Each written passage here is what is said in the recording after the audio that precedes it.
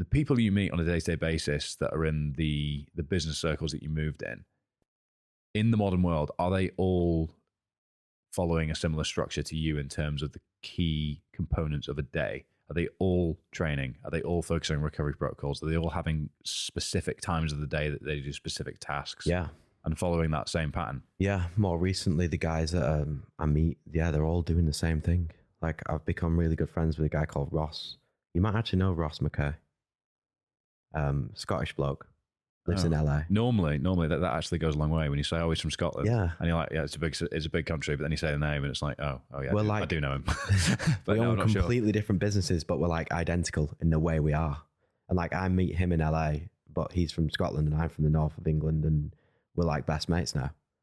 And you can just merge and sync on a day-to-day basis. The exact same like lifestyle. And there's so many of people like him, especially in areas like LA and New York, and that are doing the same thing. I feel like it is a big thing. Obviously, the Twitter circles where everyone's posting what they're doing. And yeah, I think like the new modern CEO is, they're competitive in business. So they're going to be competitive in sports if they can get into it. And obviously, if you're a competitive person in business, you're going to do that.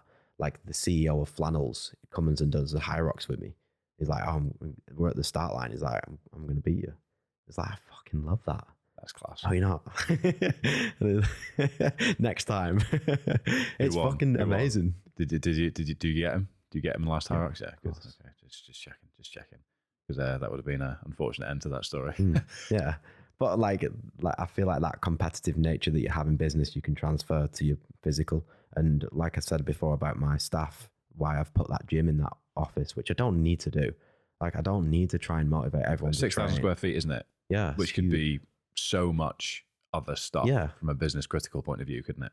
It could even be a real gym where people can come train, but it's not. It's for the people inside my business, because I want them.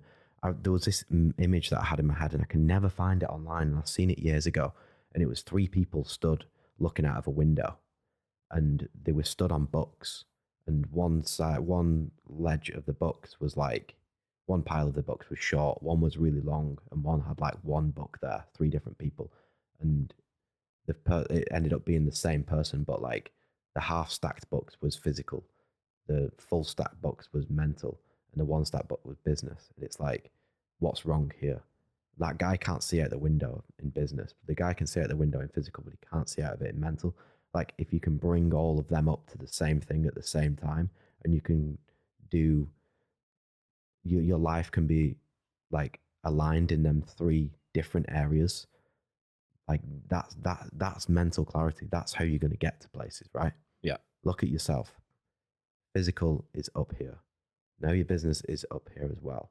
You're mentally doing things that are, again, going to make it up here. The podcast, everything you're doing, you're learning from other people.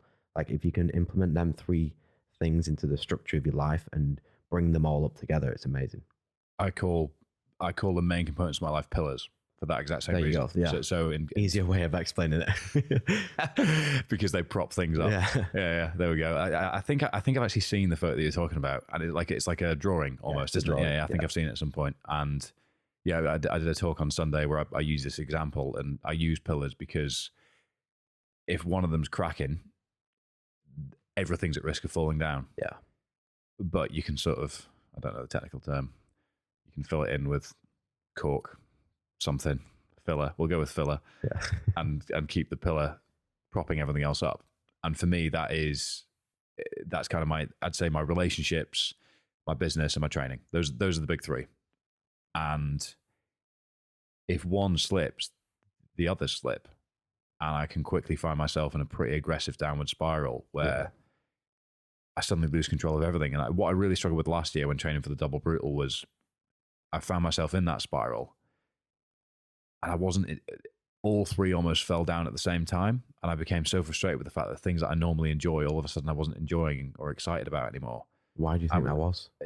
It's just because I think I let the things that were staring me in the face that were difficult to solve the problem and find solutions to in the short term build and build and build and build to the point where what I feared would happen if I let them continue to almost collapse. So it's things like this training load is difficult unless you find an assistant who can manage your diary and Right. bookings and all these things. And I kind of knew that'd be the case, but I don't have the time to sit and go through all these applications and all this. So I'll put that to the side for the time being. But Yeah. I'd isolated what the solution was and then hadn't fulfilled on the action in the middle that got me to the solution. And in the time that it took for that to happen, the training load became too much. And then I started to get a bit irritable with Erin. I started to not enjoy dog walks. I caught myself at points. I was doing the Johnny Walker experience, which is like it's world class, to be fair. It's amazing. A whiskey tour on the corner of Edinburgh. Yeah. And I was with friends that had come up for London for the weekend. And I caught myself just doing sums on my phone because I knew how many tours were available to book during the day. I knew how many people were in the room. I knew how much the tour cost. So I was just doing maths on what's the turnover of the day. I wonder how much these people have been paid. Just because I was so locked in to the only time I had was in training or in the businesses that I had no way of separating myself out from that. I mean, as soon as I found myself in that position, everything had fallen down. I sort of had to rebuild the pillars slowly. Right. And that only came after the double because I got to the start line. I was very proud that I did because the circumstances were tough. I made it worse for myself though. And the lessons I learned along the way from a business and a personal point of view that now make my life easier mean that I'm much more aware of what pillars could crack and bring things down with them. Isn't that what's great about it though, that you can go through them things and then become aware and realize, and you'll go through them a million times in life, but it'll still happen like all the time. There's always going to be cracks in the pillars, but as long as you're aware of it and as long as you're reacting to it and doing the right thing to it, then all the pillars are going to rise.